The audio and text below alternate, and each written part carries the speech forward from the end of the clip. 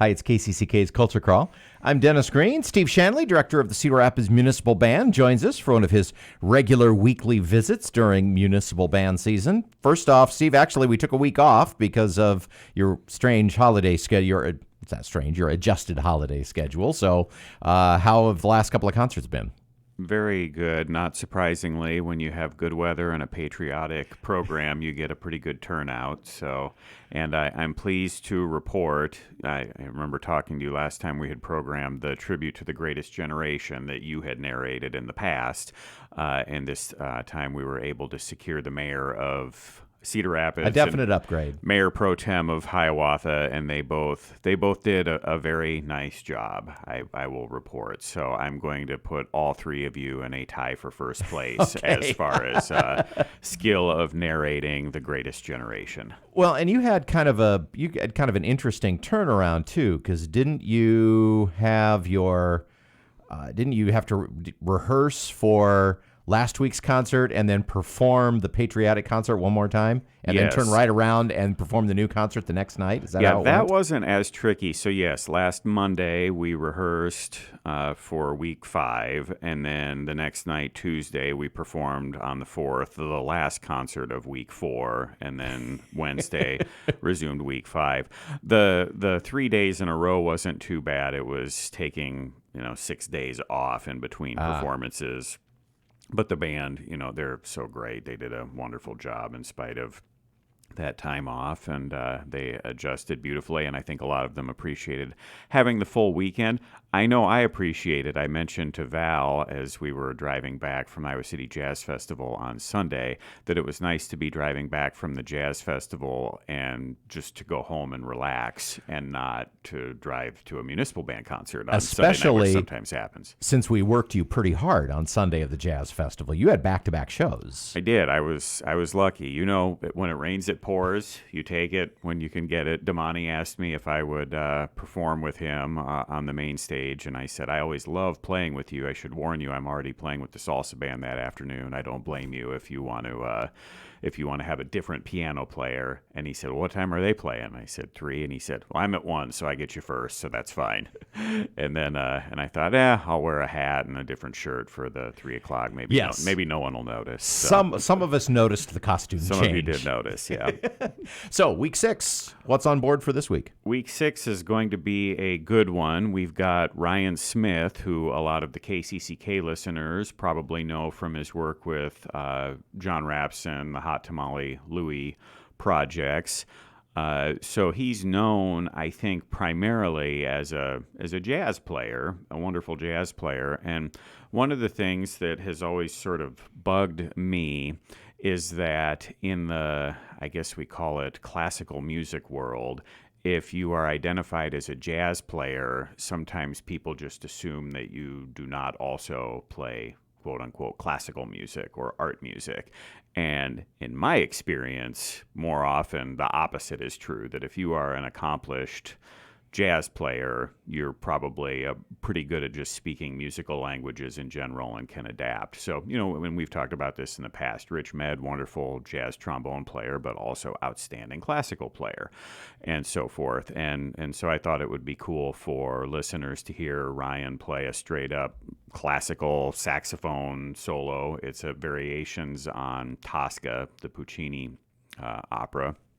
And so I'm excited for people to hear Ryan maybe in a way that they haven't before, those who might just be used to hearing him play the jazz gigs. So cool to feature Ryan on that. We're also going to have a Duke Ellington medley. Haven't done any Duke Ellington yet this summer, so we got a medley of his popular pieces. And then the one I'm really working the band on this week is a piece by Valerie Coleman, who a couple of weeks ago when I was looking at this piece, I said to the flute section, I said, have you heard of Valerie Coleman? And they looked at me like I asked them if they had heard of John Philip Sousa. So Valerie Coleman is a very big deal in the flute world. She founded the Imani Winds, and I knew her a little bit from that, but I did not know that she was a composer of works other than woodwind quintet. So she wrote this piece, and I heard the Linmar Band with my son in it play it this spring. It's called Roma, and it's about 12 minutes long, and it is really, really cool. We've got music basically from all over the world, and it's kind of a nomadic sort of thing, and you're going to hear Latin jazz, you're going to hear Turkish music. I mean, it's just got everything. It's really, really cool. So I think the audience is going to like that, and I'm excited to really kind of put the band through the paces on that at a concert. It's like I said, 12 minutes long. We don't do a 12-minute piece very often. So sounds like it will, challenge and feature the flutes. Everybody else will have its pretty challenging chart for everyone. Yeah, it's interestingly, being a flute player, she didn't give as much love to the flutes as she did the saxophone section and to the percussion section. So the percussion really, and one of the ways that something becomes immediately identifiable as a certain genre is through the rhythm, the beat, the percussion instruments that are used. And so she uses the percussion to sort of signal the changes in styles, and then also some pretty extensive saxophone work as well. So, yeah, it's going to be a fun one. And then also, sort of my pleasure for the week, the music from the Obi Wan series. Oh, that finally came out in a band arrangement, so I'm excited to do that. And John Williams wrote the theme for that. So a lot of those new Star Wars projects, the TV shows, animated series, different people, not John Williams, are doing the music for it. Right. They riff off, they include and riff off the original, but put their own spin on it. Yes. And for this one, he did write the theme. Another person did the music for the incidental music throughout, but he did do the theme for that. And this is a pretty cool one for me, too, because someone who I played in the Disney band with a long time ago, she was the horn soloist throughout that whole series. Oh. And so, and it just kind of killed her to not be able to tell me everything about it, because, they have to be sworn to secrecy on everything. And also she said, I watched what was going on the screen, but I'm not really a Star Wars fan, so I didn't really know, what was happening at any given time.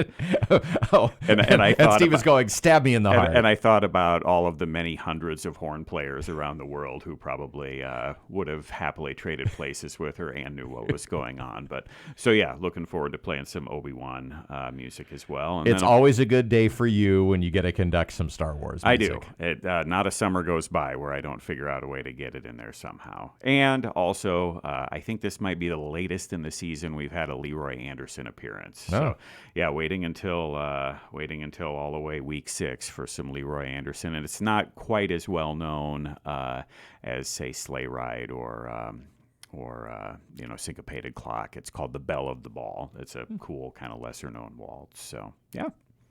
And where are you this week? We'll be at McGrath on Wednesday at 7:30. That's always a wonderful venue to play at, especially with this Roma piece by Valerie Coleman with all the percussion. Our percussion are happy about the Wednesday location being able to spread out, but then we got to condense back down for Ellis Park at 7:30 on Sunday.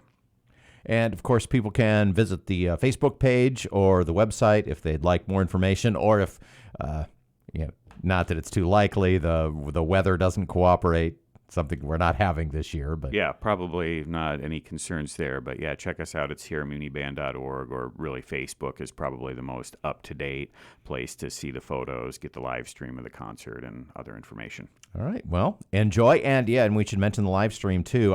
It's been hard for me to get to the concerts this year, but I've been watching the live streams and really enjoying them. Yeah, Justin Comer and his crew do a wonderful job with that. All right. Steve, enjoy this week, and we'll talk to you next week. Thanks, Dennis. You can hear the Culture Crawl live on the radio many weekdays at 10:30, or download the podcast, watch or listen on your own schedule at kcck.org/culture, or using your favorite podcast player. I'm Dennis Green, and we'll talk to you later.